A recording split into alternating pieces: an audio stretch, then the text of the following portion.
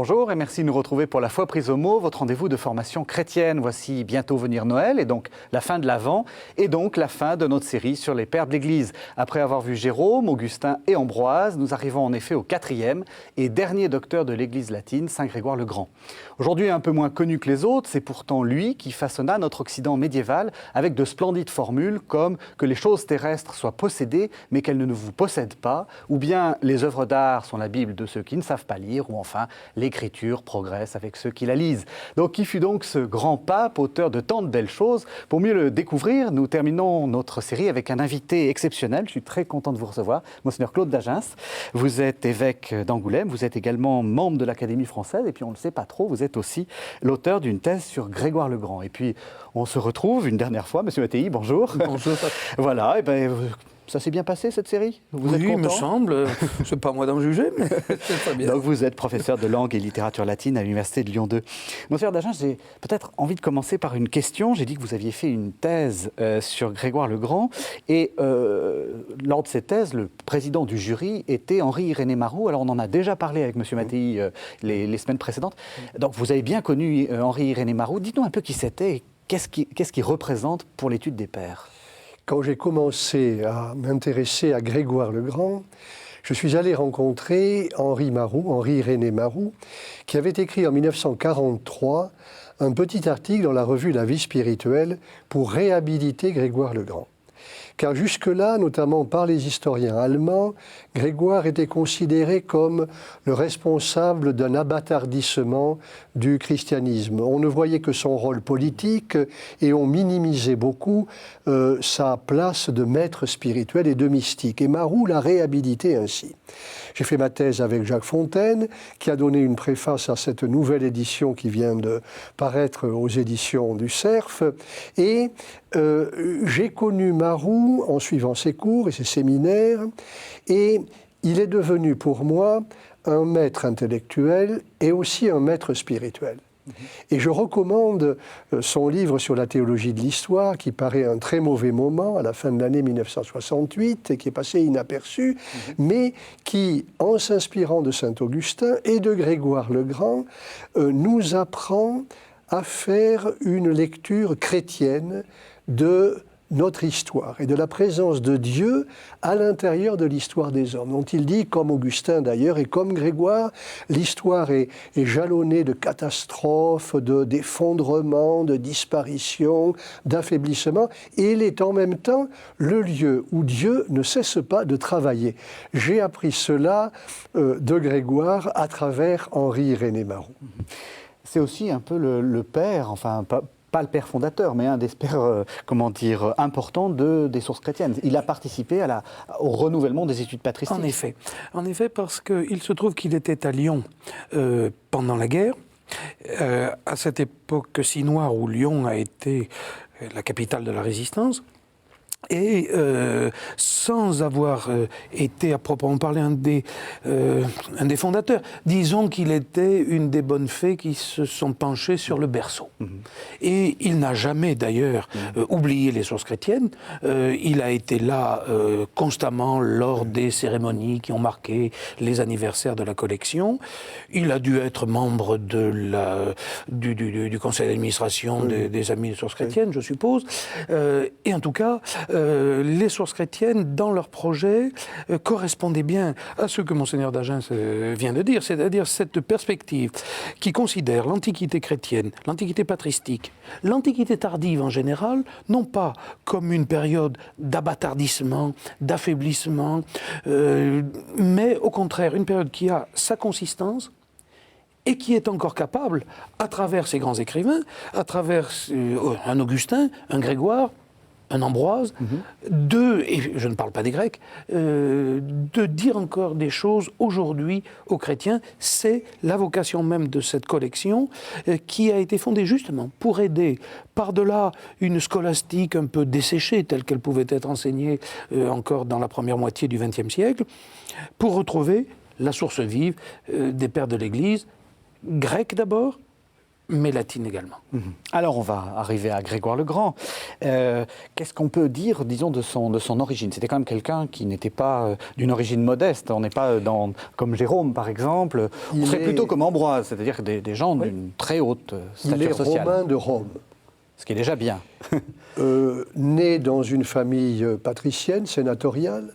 Peut-être un de ses ancêtres a été pape à la fin du 5e siècle, Félix III, ce n'est pas sûr. Il a fait des études autant qu'on pouvait le faire à cette époque-là. Il a dû naître vers 540. C'est-à-dire que quand il était petit enfant, il a dû être témoin de la prise de Rome par les troupes du roi Totila, du roi Go Totila. Et lorsqu'il raconte la rencontre entre Benoît et le roi Go Totila, il est possible qu'il ait été témoin de cette première violence faite à la ville de Rome par ce que l'on appelle des barbares, c'est-à-dire des populations venues de l'Europe centrale ou orientale. Il a fait des études aussi bonnes que possible à cette époque-là, et il est entré, on dirait aujourd'hui, dans la fonction publique, c'est-à-dire il a exercé très probablement à l'âge d'une trentaine d'années les fonctions de préfet de Rome. Autrement dit, c'est un homme qui a l'expérience du monde à travers des fonctions importantes, politiques, et puis à un certain moment, et on ne sait pas comment, même s'il parle de lui à la première personne, il se livre à Dieu. Il vit la vie monastique. Il transforme sa maison de la colline du Cælius à Rome en face du Palatin, c'est-à-dire il voyait à la fois la maison d'Auguste et les palais impériaux du 1er siècle, de Néron ou de Domitien. Il est lié à toute l'histoire de la Rome païenne et chrétienne, et il devient moine. Et à partir de ce moment-là, sa vie va considérablement changer, et il sera ordonné diacre par le pape de cette époque-là, Pélage II, qui l'a remarqué. Et qui, après l'avoir remarqué, l'envoie comme ambassadeur à Constantinople, qui est le siège de l'Empire romain, de l'empereur, où il va rester environ 5 ans comme représentant de l'Italie et de Rome auprès de l'empereur romain de Constantinople. Donc cet homme a l'expérience du monde, à la fois par ses fonctions de préfet et ensuite par son ambassade à Constantinople. Et puis il revient à Rome et nous verrons sans doute après, il sera choisi par le peuple de Dieu après s'être retiré de nouveau dans sa maison qu'il a transformée en monastère en 590, alors que le fleuve du Tibre a débordé, que la peste fait des victimes innombrables à Rome, que le pape lui-même, Pélage II, va mourir. Il est choisi par le peuple de Rome. Cet homme qui s'est livré à Dieu va devoir se livrer à Dieu en devenant évêque de Rome en un temps de, je ne dirais pas de décadence, parce que j'ai appris Henri-René Marou de ne pas employer ces termes violents, oui, mais en un temps de métamorphose extraordinaire. Et il va accompagner les grandes métamorphoses de cette époque-là en tant qu'évêque de Rome, et comme il l'a dit lui-même, serviteur des serviteurs de Dieu. Parce que, Paul Mattei, on a laissé Augustin la fois dernière dans les années 430, hein, là on est un siècle après, on peut le dire. Oui. Rome a complètement changé, n'est plus le centre de l'univers. Ça faisait déjà longtemps qu'elle ne l'était plus, mais là, les choses sont très compliquées. En effet, on peut revenir sur la situation politique et même internationale au temps de Grégoire. Les Ostrogoths, à la fin du 5e siècle, s'étaient installés en Italie et pendant presque un demi-siècle, sous la conduite du roi ostrogoth, l'Italie avait en quelque sorte vécu, je dirais, une espèce d'été indien.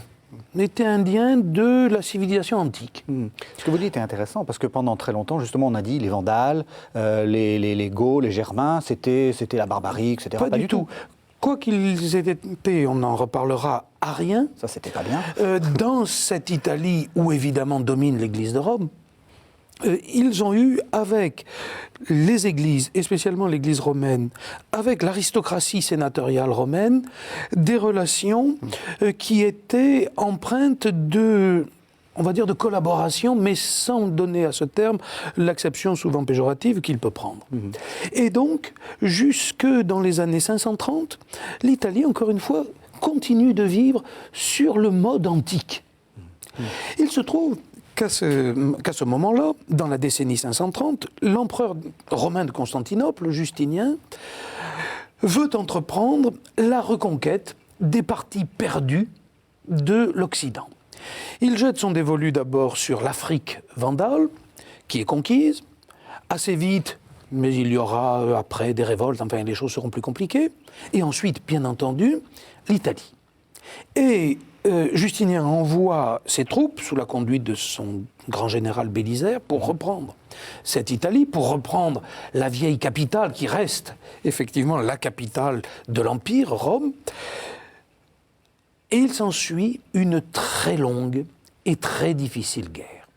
Et pendant presque une génération, pendant plus de 20 ans, l'Italie est foulée par les troupes romaines de Constantinople, par les Ostrogoths, et là, véritablement, commence un temps de difficulté pour la péninsule.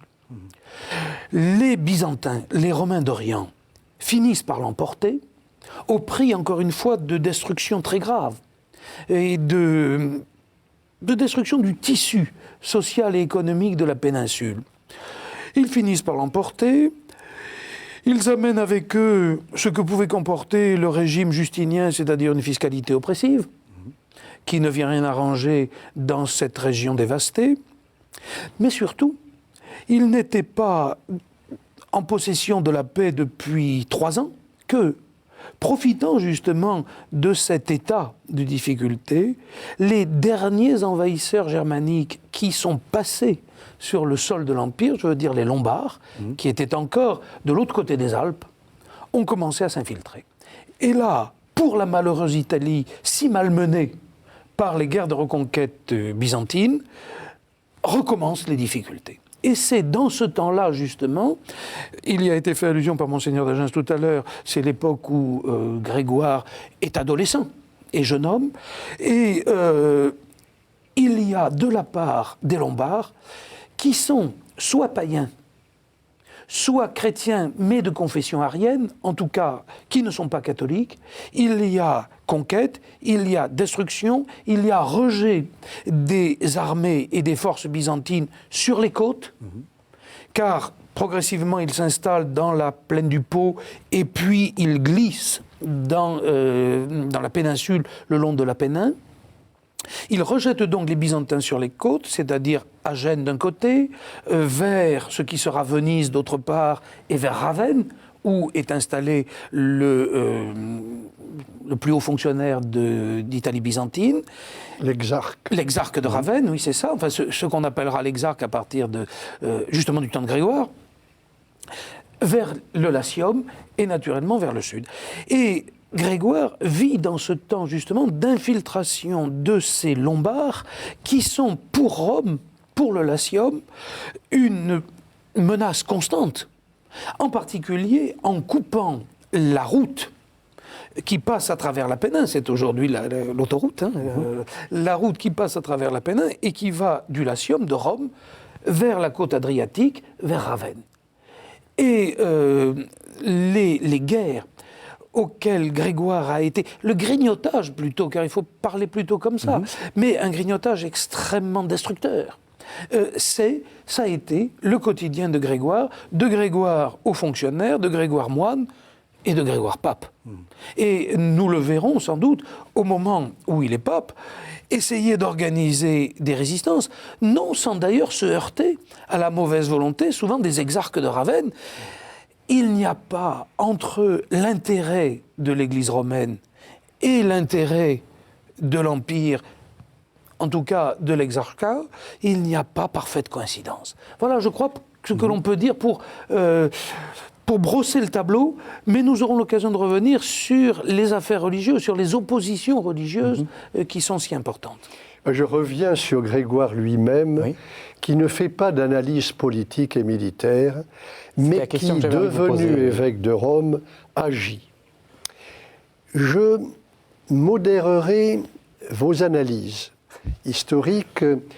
Je crois que, d'abord, Grégoire ayant vécu quelques années à Constantinople, a mesuré la distance aggravée entre ce que nous appelons aujourd'hui le monde oriental, Constantinople, et le monde occidental, Rome et l'Italie.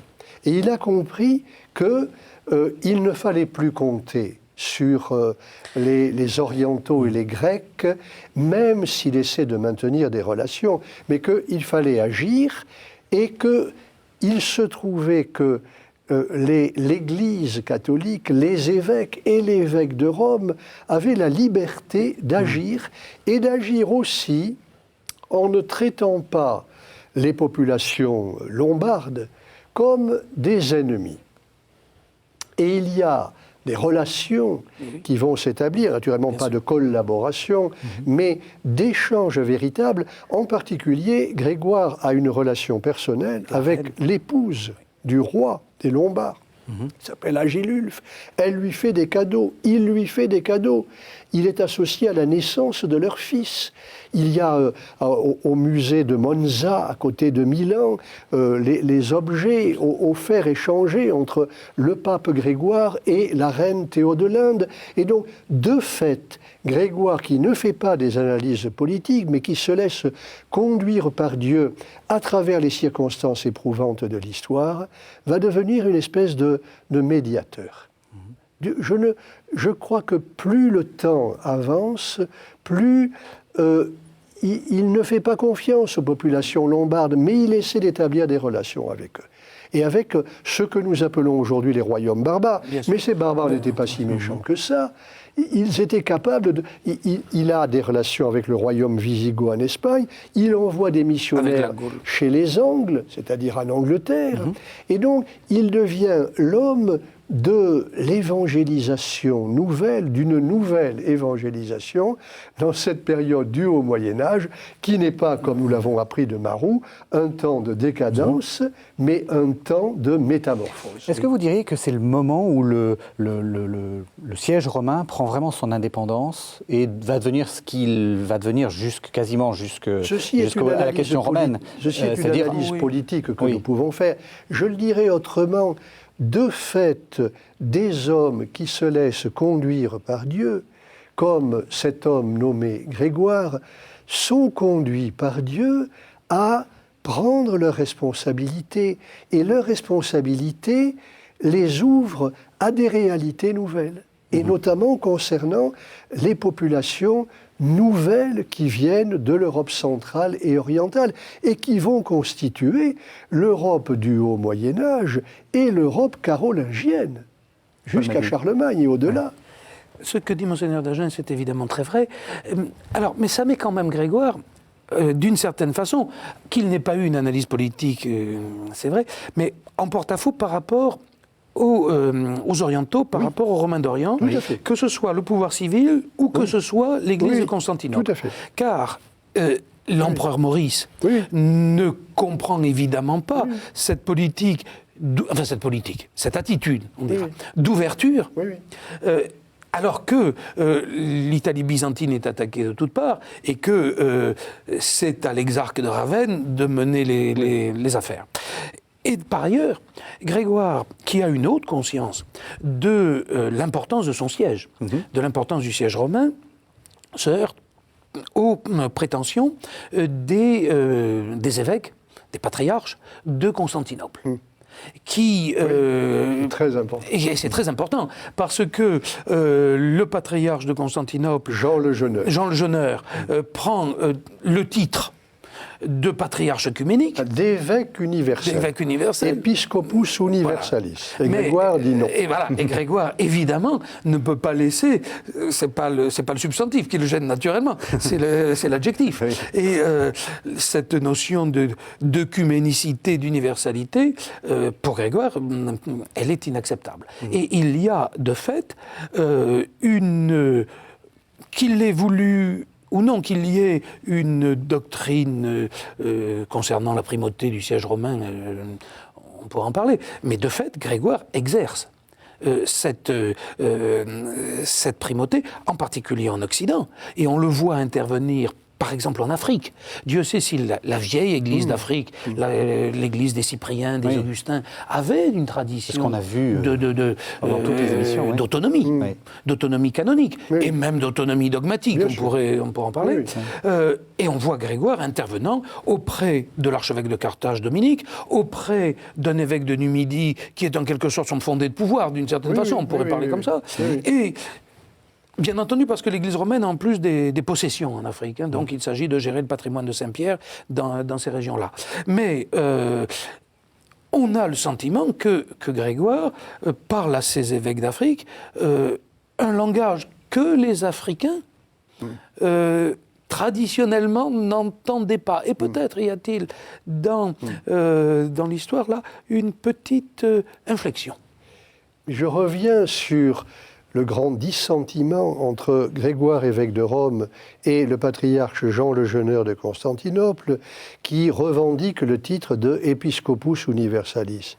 La critique de Grégoire, on a des lettres de Grégoire à Jean le Jeuneur, la critique de Grégoire n'est pas de l'ordre de la rivalité de pouvoir, elle est de l'ordre de la spiritualité. Et il emploie l'expression « je ne peux pas accepter que vous preniez un, il dit en latin, nomen singularitatis ». C'est-à-dire un nom qui vous singulariserait, un titre qui vous singulariserait, parce que nous sommes des serviteurs. Et il dit au nomen singularitatis, au nom qui le singulariserait, l'évêque de Constantinople, Grégoire oppose un nomen humilitatis, qu'il a lui-même choisi ou qui lui a été attribué, servus servorum Dei.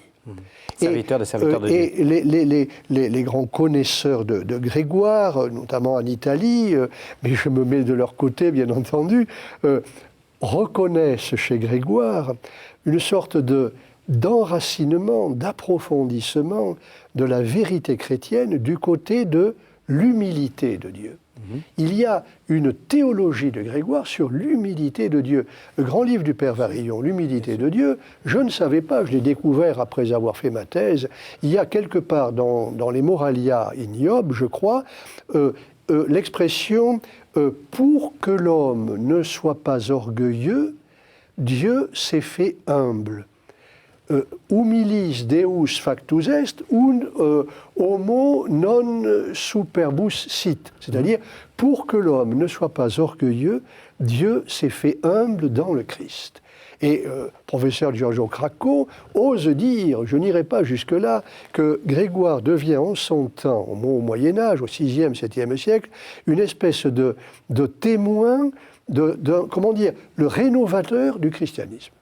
Un renouveau chrétien. Grégoire serait, selon Cracco, au 7e siècle, comparable à François d'Assise au 13e.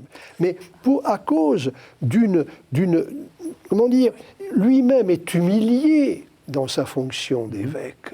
Il connaît à la fois la guerre, les distances avec l'Occident, des évêques plus ou moins tordus qui sont corrompus du point de vue financier. Il a dû limoger l'archidiacre de Rome quand il devient évêque de Rome, parce qu'il y avait des manipulations financières. Comment dire, à ce moment-là comme aujourd'hui, y compris parmi les évêques peut-être. Et donc, il est scandalisé que des chrétiens, des évêques ne vivent pas de l'humilité de Dieu. Il y a une figure du Christ humble et souffrant, et en même temps vivant et ressuscité, qui est fondamentale dans la théologie de Grégoire. Alors, oui. Je ne sais pas si on parle maintenant de la spiritualité de Grégoire. Je pensais justement qu'on allait faire une petite pause, puisque vous avez parlé des Moralia in Job, des morales sur Job. Je vous propose qu'on entende le livre 27, un extrait du livre 27 de ce livre de morale, ou de spiritualité qui caractérise tellement Grégoire. On écoute donc les Morales sur Job, livre 27. Si donc nous désirons être authentiquement sages et contempler la sagesse elle-même, reconnaissons humblement notre folie. Abandonnons cette sagesse coupable. Apprenons une folie qui soit digne d'éloge. Car il est écrit « Dieu a choisi ce qu'il y a de fou dans le monde pour confondre les sages. Et aussi, si quelqu'un parmi vous se croit un sage selon ce monde, qu'il se fasse fou pour devenir sage. » Le texte du récit évangélique atteste donc que Zachée, ne pouvant rien voir à cause de la foule, monte sur un sycomore pour regarder passer le Seigneur. Si le minuscule Zachée est monté sur un sycomore et a vu le Seigneur, c'est que ceux qui choisissent humblement la folie du monde contemplent nettement la sagesse de Dieu lui-même. Quoi de plus fou en effet en ce monde que de ne pas chercher ce que l'on a perdu, de lâcher nos biens aux mains des voleurs, de ne rendre aucune injure pour les injures subies. Grâce au sycomore, on regarde passer le Seigneur parce que, grâce à cette sage folie, on voit comme au passage la sagesse de Dieu, pas encore dans son intégralité, mais déjà dans la lumière de la contemplation. Alors voilà, peut-être quelques mots sur les Moralia ignobles, parce que je les ai introduites un peu rapidement. Oui, parce c'est que un texte Job est extrêmement un important. païen de l'Ancien Testament. Et Grégoire a écrit à partir du séjour à Constantinople, c'est-à-dire vers 580-85, jusqu'au temps où il est évêque de Rome. Il publie, je crois, vers 595 les Moralia ignobles. Il médite sur ce païen de l'Ancien Testament. Oui, c'est un païen parce que un païen. Le livre de Job dit que c'est une sorte de chair. C'est un païen, autrement dit. C'est un païen. Quelqu'un qui ne fait pas partie du peuple. C'est un païen et non pas un juif. Oui. C'est un païen qui devient comme le modèle de l'existence humaine affrontée aux épreuves, à ce que Grégoire appelle les flagella dei, c'est-à-dire les épreuves que Dieu envoie aux hommes pour que les hommes puissent s'ouvrir à lui et être transformés par la grâce du Christ. Il y a un choix, 35 livres, qui sont une méditation continue et très concrète sur la vie d'un homme mis à l'épreuve de la perte de tous ses biens, de la mort de sa femme et de ses enfants, de la dilapidation de ses biens, des violences du monde. C'est cet homme que Grégoire propose comme l'emblème ou le modèle de l'existence chrétienne dans le monde. Autrement dit, ce n'est pas un christianisme triomphant. C'est un christianisme sous le signe de la lutte avec la force de Dieu à l'intérieur des épreuves et des ébranlements de l'existence humaine.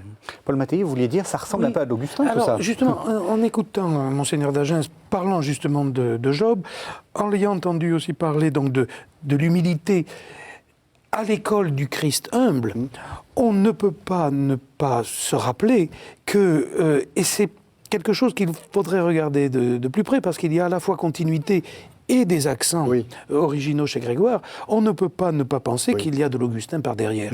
La formule que Monseigneur d'Agen a citée sur l'humilité qui a pour condition l'humilité du Christ, ça rappelle une belle formule des confessions. Le Christ est descendu jusqu'à notre orgueil. C'est abaissé jusqu'à notre orgueil.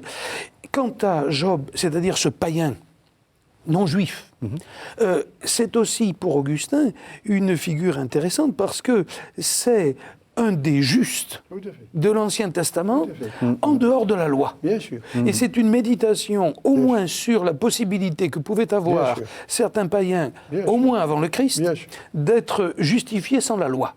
Donc, ce qui est intéressant, c'est de voir comment Grégoire travaille, si j'ose dire, sur un terreau augustinien et en développe une doctrine personnelle. Mais ce qui est chez Augustin méditation théologique, devient chez Grégoire, de fait, en fonction des circonstances, une méditation sur le drame de l'existence chrétienne au milieu des ébranlements du monde. Et je n'oublie pas qu'à ma soutenance de thèse, il y avait le professeur André Mandous qui était là et qui m'a demandé, avec son accent bordelais, « Mais enfin, d'Agen, qu'avez-vous appris de Grégoire ?» Et j'ai répondu immédiatement, « L'espérance chrétienne en des temps d'épreuve. » Et je n'ai pas changé d'avis. Étant devenu évêque depuis 27 ans, exerçant mon ministère avec une joie grandissante d'ailleurs, et conscience de participer à un renouvellement de l'Église au milieu d'un monde inquiétant, j'ai appris de Grégoire, et je ne cesse pas d'apprendre de Grégoire, cela. C'est-à-dire la force du Christ au milieu des événements de l'histoire, alors que cette expérience-là Augustin ne pouvait pas la faire dans l'Afrique du 5e siècle, autant que Grégoire dans l'Italie du 6e et du 7e. Et je crois que ça remet effectivement Grégoire à sa vraie place, qui est au premier rang. C'est que, de fait, le socle est augustinien. Et de fait, on peut penser que du point de vue de la dogmatique, ce qui vient après Augustin n'invente pas grand-chose, que les Léons, les Grégoire ne font au fond que vivre de l'énorme trésor qu'un autre a amassé. Mais en réalité, cet énorme trésor dont ils connaissent les grandes lignes et les grandes richesses, en réalité, ils en vivent et ils veulent en faire vivre. Et c'est exactement, je crois, la position historique de Grégoire. Tout à fait. C'est-à-dire qu'il est à la fois, c'est un vrai mystique, le chant dans la nuit, mais c'est un mystique non pas de l'illumination, mais de la lutte intérieure, du combat intérieur. C'est un mystique et en même temps, le christianisme, l'orientation chrétienne qu'il inspire, est une orientation très pratique, très concrète. La lutte contre les tentations, le progrès, le cheminement de la vie chrétienne à l'intérieur du monde, c'est du Grégoire encore plus que de l'Augustin, si je peux me permettre de les rapprocher, de les comparer. Et ce n'est pas du moralisme, contrairement... Et ce n'est pas du moralisme. Contrairement aux accusations dont il a parfois été la victime. C'est une mystique très concrète. Eh bien, on va faire une deuxième pause, carrément tout de suite, parce que justement, vous avez évoqué ce chant dans la nuit. Oui. Et je voulais vous faire entendre ce texte qui est assez court. Enfin, j'en ai sélectionné un passage très court. C'est aussi c'est magnifique. C'est aussi dans les Morales sur Job, les Moralia Ignobles. C'est le livre 26. Donc on écoute ce passage de Grégoire le Grand. Le chant dans la nuit, c'est la joie dans l'épreuve. Puisque même affligés par les tribulations, nous goûtons déjà par l'espérance les joies de l'éternité. C'est ce chant dans la nuit que célébrait Paul. Ayez la joie dans l'espérance, la constance dans la tribulation. C'est ce chant dans la nuit qu'entonnait David. Tu mets un refuge dans le tourment qui m'assiège. Ô ma joie, délivre-moi de ceux qui m'assiègent. Voici qu'il nomme la nuit un tourment, et que pourtant, au milieu des tribulations, il appelle son libérateur sa joie. Au dehors, certes, c'était la nuit dans l'assaut de l'épreuve, mais au dedans retentissaient les chants de consolation et de joie. Ah, il faut un commentaire. Le chant dans la nuit, c'est quoi ? Cet homme éprouvé qu'est Grégoire n'est pas un homme triste. Je ne sais pas s'il savait chanter. On pourrait parler du chant grégorien qu'on lui attribue, peut-être. En tout cas, il a l'expérience de ce mélange intérieur qui ne se voit pas toujours, où il y a à la fois l'affrontement des duretés de l'existence et du monde, et en même temps la consolation de Dieu. La présence de Dieu à l'intérieur de ce qui nous éprouve et ce qui nous affaiblit.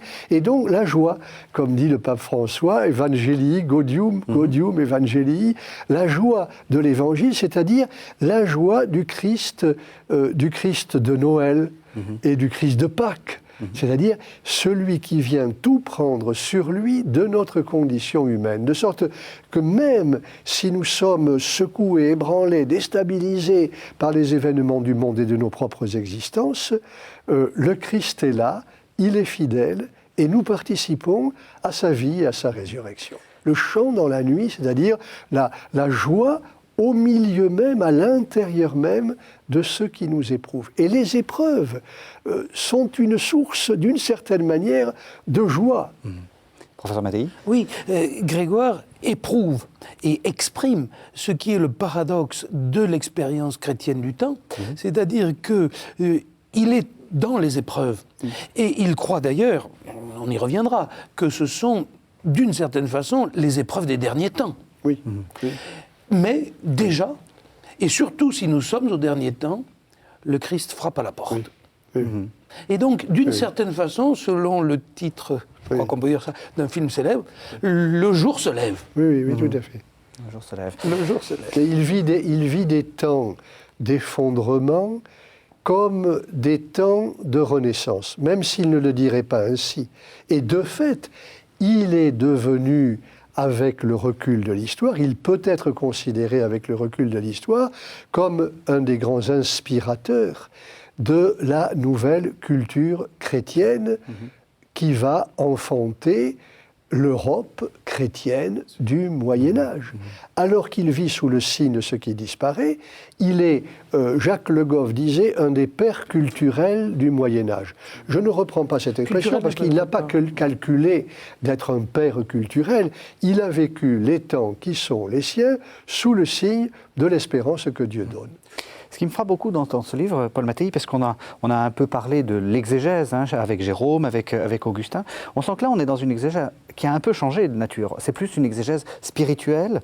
On sent que l'écriture est là pour donner des leçons de morale, pas forcément de théologie comme pour un Augustin. Est-ce que vous seriez d'accord avec ça? Je ne sais pas. Vous pouvez contexter, c'est une réaction comme ça. Il est vrai que pour les théologiens qui viennent après Augustin en général, et pas simplement Grégoire, on pourrait parler de Fulgence de Ruspe, on pourrait parler de Saint-Léon et de Grégoire. Bref, tous ces hommes qui viennent après Augustin dans la deuxième moitié du 5e siècle et au-delà, ils sont sous l'empire du point de vue théologique, dogmatique, d'Augustin. Il est bien évident que ce sont, d'une certaine façon, et même complètement, des héritiers. Oui, oui. Et ils n'ont pas, parce que, et c'est Marou qui disait ça, peut-être leur horizon culturel se rétrécit un peu, ils n'ont pas l'intention, ils n'ont pas l'envie de renouveler les choses qui ont été si profondément et si bien établies par leur maître. En revanche, ce qu'ils cherchent, et cela vaut pour le coup, pour Grégoire spécialement, c'est que ces vérités que un Augustin a si bien mise en lumière, il faut qu'elles deviennent source de vie, qu'elles deviennent véritablement expérience. Et je pense que, d'autant plus que Grégoire vit, pour ce qui est des controverses théologiques, dans un temps de relative accalmie. Oui. Nous sommes dans les 3 siècles qui vont du concile d'Éphèse jusqu'au 3e concile de Constantinople, c'est-à-dire pendant 3 siècles et demi à peu près, dans des controverses sur la théologie de l'incarnation, sur la formule de l'incarnation. Il se trouve qu'entre le temps de Justinien, qui avait été un temps assez catastrophique d'ailleurs de controverses, et ce qui se passera à partir des années 620-630, l'époque de Grégoire, et spécialement son pontificat, connaissent une certaine accalmie. Et donc, de ce point de vue-là, bon, il y a encore effectivement la queue, oui, c'est ça, la queue de la tempête, les remous qu'avaient soulevé les définitions imposées par la suite Justinien. de Calcédoine. Voilà, les suites. Mais il y a là une fenêtre de sérénité, on dira. Et donc, la perspective de Grégoire n'est pas du tout une perspective de théologie dogmatique. C'est, et le mot n'est pas péjoratif du tout, une perspective de théologie spirituelle. Mais je pense que, quand on dit théologie spirituelle, du coup, on dit qu'il ne s'agit pas, et on le disait tout à l'heure, de morale. Car même s'il y a un comportement à observer, même si effectivement dans l'allégorie grégorienne, la tropologie, c'est-à-dire l'exégèse morale, tient une place, même s'il dit par ailleurs qu'il sacrifie volontiers l'exégèse littérale, il ne faut pas oublier que cette insistance sur l'éthique, enfin sur la morale, sur le comportement, est toujours à perspective mystique et centrée sur le Christ. Et pratique. Et pratique. Voilà. Et pratique. Absolument. Grégoire est un éducateur. Absolument. Il l'est devenu de fait. Mais c'est un christianisme à la fois mystique et pratique. Et il faut former le peuple de Dieu il s'agit avant tout de vivre en chrétien dans un monde qui se détachent de la culture de l'Antiquité païenne, même s'ils en sont encore nourris, même s'ils ne le reconnaissent pas. Mais il s'agit de vivre en chrétien dans un monde qui n'est plus façonné par la culture de l'Antiquité païenne et qui est en train de devenir chrétien sans le savoir. Et avec un souci majeur chez Grégoire, c'est l'éducation de ce qu'il appelle les rudesses, c'est-à-dire des gens sans instruction. D'où Nous la fameuse apparions aujourd'hui formule des, sur, des petits et des pauvres, oui. et il y a ce souci, quand il prêche, il passe énormément de temps à prêcher à Rome. Il commente les homélies sur l'Évangile, les homélies sur Ézéchiel en permanence, même quand les troupes lombardes sont aux portes de Rome. Et il y a chez Grégoire des commentaires qui ont été pris par des sténodactylographes, enfin des sténographes, et on voit bien le souci de donner au peuple de Dieu qu'il rencontre, qu'il connaît et qu'il aime, des raisons de vivre en chrétien et d'espérer. C'est un éducateur. C'est Monseigneur d'Agens C'est de un cette évêque. époque. C'est un évêque. Non, mais on sent bien que Je l'espère. ce sont des J'ai beaucoup préoccupations qui vous J'ai habitent. beaucoup appris, en particulier, j'aime beaucoup cette formule que j'ai comprise depuis seulement quelques années. C'est une homélie sur Ézéchiel. En 593, pendant l'été, il fait très chaud, Grégoire est fatigué, malade, les Lombards sont aux portes de Rome, et il dit, on a enregistré le début, il dit « Je suis fatigué, il fait très chaud, mais je vais vous parler parce que, et il dit, vobiscum audio quod dico, c'est-à-dire j'entends en même temps que vous ce que je dis. D'où la légende de la colombe à l'oreille de Grégoire, la colombe du Saint-Esprit, comme s'il entendait en même temps que ses auditeurs, que le peuple de Dieu, les paroles qu'il va prononcer. Et ça, je le sais. Je prépare toujours mes homélies, je ne suis tranquille que quand j'ai tout rédigé. Mais je sais qu'en les prononçant, ce que je peux dire, qui quelquefois m'est donné sur le moment même aussi, même si j'ai tout écrit, je le reçois à travers les personnes qui sont là. Beaucoup que je connais déjà dans mon diocèse et d'autres que je ne connais pas encore. Et donc, je sais par expérience, c'est une expérience augustinienne d'ailleurs aussi, mais qu'Augustin le dit de la même manière, l'Esprit Saint agit du côté de celui qui annonce la parole de Dieu, du prédicateur, il y a tout le thème des prédicatores qui sont les missionnaires du temps de Grégoire, il agit à travers le prédicateur, l'Esprit Saint, mais il agit aussi à travers les auditores, à travers les auditeurs, à travers le peuple de Dieu. Le même Esprit Saint travaille chez ceux qui reçoivent la parole de Dieu et chez ceux qui l'annoncent. Voilà l'Église, travaillée par l'Esprit Saint des deux côtés. Nous l'avons quelquefois oublié. C'est très important en effet, parce qu'effectivement, il y a dans Augustin, c'est aussi dans Ambroise, c'est un thème ambrosien, à savoir que l'évêque est auditeur avant d'être orateur. Tout à fait. Mais il est vrai que chez Grégoire, ça prend l'allure d'une expérience qu'il partage. Alors, c'est vrai que c'est aussi le cas chez un Ambroise, dans le De Officiis d'Ambroise, et chez Augustin. C'est aussi une expérience d'évêque, bien entendu. Ce n'est pas simplement de la théorie. Mais on a le sentiment que chez Grégoire, il y a une expérience intime, encore plus intime de cela. Ou en tout cas, c'est dit d'une façon plus chaleureuse, peut-être. Et puis, il découvre les exigences de ce que nous appelons aujourd'hui la nouvelle évangélisation. C'est-à-dire se laisser conduire par l'Esprit Saint. Nous ne sommes pas les maîtres de ce que nous disons, nous recevons ce que nous disons, et puis, comme vous l'avez dit, que l'orateur soit d'abord un auditeur. La parole que nous disons, nous la recevons d'abord. Alors on arrive à la fin de l'émission et j'aimerais qu'on conclue par un texte important qui est la règle pastorale, la Regula Pastoralis.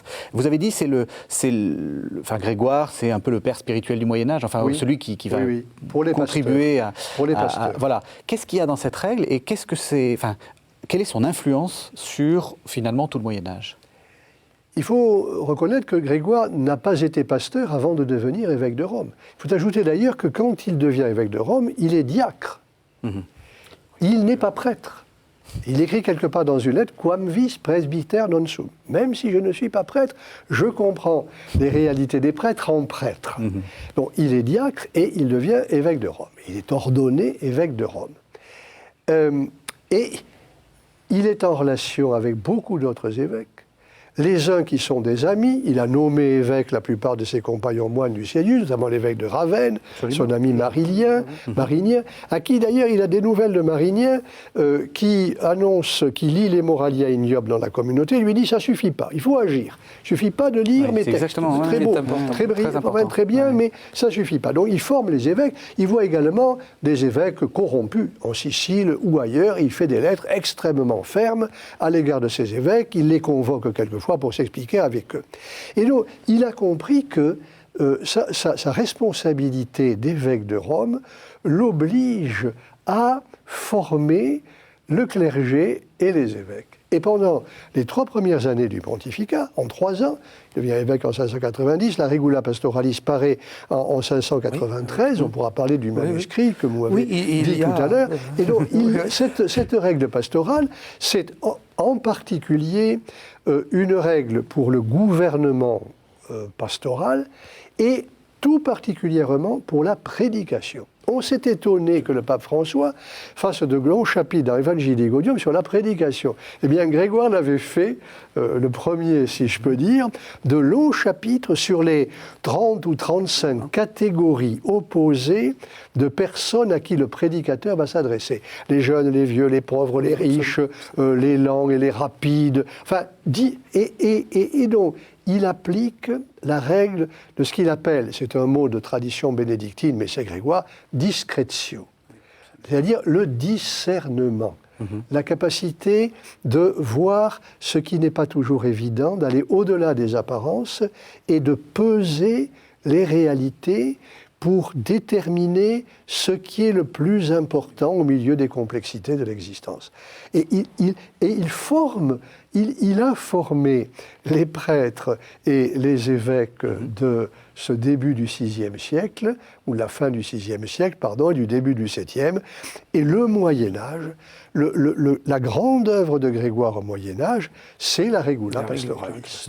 La formation des pasteurs, c'est faite jusqu'à Jonas d'Orléans, que nous connaissons, l'époque tardive, à partir de l'inspiration pastorale de Grégoire. C'est un des livres fondateurs du Moyen-Âge, en tout cas. Et d'ailleurs, oui, alors, puisque nous disions cela avant l'émission, effectivement, on a, sauf erreur, ce serait à vérifier, je crois conservé encore aujourd'hui à la Vatican, un manuscrit de la règle pastorale, issu de la chancellerie pontificale, nullement orthographe, bien sûr, mais qui est à la base des éditions. Et donc, on a en quelque sorte un témoin du temps même de Saint Grégoire. C'est une chose, je crois, tout à fait intéressante et émouvante d'une certaine façon. Je vais dire, j'y pense à l'instant, une autre chose émouvante. Je ne savais pas cela, l'existence de ce manuscrit, mais je n'oublie pas que le commentateur de la Regula Pastoralis pour l'édition de Sources chrétiennes est quelqu'un que je connais, avec qui je reste en correspondance, qui est un croyant, famille laïque, et qui est passionné pour Grégoire. Et je suis dans l'admiration de voir cet homme que vous connaissez et que j'admire. J'étais à son jury de thèse jadis, et qui continue à travailler, à étudier Grégoire le Grand, et qui a commenté longuement la Regula Pastoralis de manière extrêmement juste. Parce que nous sommes sur un terrain d'humanité commune. Il s'agit effectivement de direction d'âme. D'ailleurs, c'est la formule qui ouvre, qui est dans la lettre de dédicace, Ars Artium Regimen. Voilà. C'est un art des arts. Le gouvernement des arts, Regimen Animarum, est l'art des arts. C'est une formule inspirée de d'autres, ses prédécesseurs, mais que Grégoire pratique comme un grand artiste du discernement. C'est quelque chose qu'il faut dire. C'est un très beau latin que le latin de Saint C'était la dernière question que j'allais vous poser, justement. Merci. C'est un très beau... C'est peut-être pas aussi beau que le latin de Saint-Léon, mais c'est un très beau latin. Et justement, il y aurait beaucoup à dire sur Grégoire et la culture, parce que on a longtemps dit sur la foi de certaines affirmations que Grégoire a posées lui-même, que au fond, il n'avait que mépris pour la culture profane. Mais en réalité, cette culture profane, il en était profondément imbu, il en était profondément pétri. On a parlé tout à l'heure de sa formation, et donc il dépasse cela tout en l'utilisant. Et il écrit, il a cet art, je crois que c'est un historien anglais qui a dit ça, il a cet art qu'ont de tout temps eu les Romains, de pouvoir exprimer dans un langage élégant toutes ses pensées. Une prose mélodieuse. En plus, oui, c'est ça. Et même quelquefois, souvent, très poétique et très Absolument. musicale. Mon maître Jacques Fontaine, qui est un spécialiste de l'histoire du style dans la rhétorique antique et dans la rhétorique chrétienne, m'a appris cela. Oui. Il y a une mélodie grégorienne. Et peut-être que le rapport avec le chant grégorien se situe par rapport à ce sens de la mélodie de la phrase latine rythmée par la littérature chrétienne et notamment la littérature biblique. Il est nourri. Biblique et liturgique, bien sûr. Eh bien, c'est là-dessus qu'on terminera, puisqu'on arrive à la fin de cette émission. Monseigneur d'Agens, vous avez parlé de votre thèse qui ressort ces jours-ci. Saint Grégoire le Grand, culture et expérience chrétienne. C'est paru au CERF. Voilà, on la voit. Et puis, sinon, vous venez aussi de faire paraître un livre aux éditions Bayard, À l'ami qui s'est brisé, lettre de Jésus à Judas. Alors, vous avez 20 secondes pour nous dire de quoi il s'agit. Il s'agit de 5 lettres de Jésus à Judas, à l'ami qui s'est brisé. Écrite par Claude d'Agens. Écrite par Claude d'Agens, si je peux dire. Et c'est un livre très petit par le format, mais très lourd par son contenu. J'ai voulu faire de ces lettres à Judas un acte de miséricorde. Paul Mattei, vos 2 livres qu'on a rappelés tout au long de cette série, Le christianisme antique 1er et 5e siècle aux éditions Ellipse, et puis Le christianisme antique de Jésus à Constantin, Armand Collin, collection U. Quelques sites peut-être pour vous retrouver, Monseigneur d'Agens, Monseigneur MGR Claude d'Agens.over-blog.com, c'est votre blog. On peut peut-être aussi rappeler le site des sources chrétiennes, www.sourceschrétiennes au pluriel, .mom, Maison de l'Orient et de la Méditerranée, .fr. Voilà. Alors peut-être, il nous reste juste une minute, je vais vous laisser le mot de la fin, Paul Mattei. Est-ce que ça vaut la peine de lire les Pères ? Ah oui, bien entendu, ça, sans hésiter. Il y a des choses qui, évidemment, sont datées. Il y a des polémiques qui sont datées, il y a même des réactions qui sont datées. Les Pères sont séparés de nous par 15, 16, 17 siècles d'une histoire complexe. Ce sont des hommes de l'Antiquité dont l'univers était incroyablement rétréci par rapport au nôtre, dont l'histoire était incroyablement rétrécie par rapport à la nôtre. Bien entendu qu'il y a l'épaisseur du temps qui nous sépare d'eux. Mais l'intérêt qu'il y a de les lire, c'est que malgré toute cette distance, il y a chez eux une expérience chrétienne et une expérience humaine, une expérience littéraire aussi, vous permettrez aux latinistes de le dire, qui reste cependant importante. Et au fond, qu'est-ce qu'ils ont à nous dire ? Ils ont à nous parler tout simplement du Christ. Nous parlons ici en chrétien. C'est la seule chose, je crois, qu'ils aient à nous dire, et même si pour eux l'univers était si différent, même si l'histoire était si différente, même s'ils pensaient comme Grégoire ou Augustin que ça allait se terminer demain ou après-demain, néanmoins, ils ont encore des choses à nous dire, et donc ils valent le coup d'être lus, je crois. Bon, et donc, par exemple, lire la règle pastorale, je crois, c'est pas... Il y a une excellente traduction en source chrétienne, vous me permettrez de dire une dernière fois, où les confessions, ça doit se lire. Ça doit se lire. Eh bien, c'est ce que vous nous avez dit, nous introduit à ce qui va se passer dans quelques jours, puisque c'est Noël. Alors, je crois qu'on peut souhaiter un joyeux Noël à nos téléspectateurs. Et voilà. Sous le signe de l'humilité de Dieu. Sous le signe de l'humilité de Dieu. Merci de nous avoir suivis. Vous pouvez retrouver cette émission sur www.ktotv.com. Joyeux Noël à tous.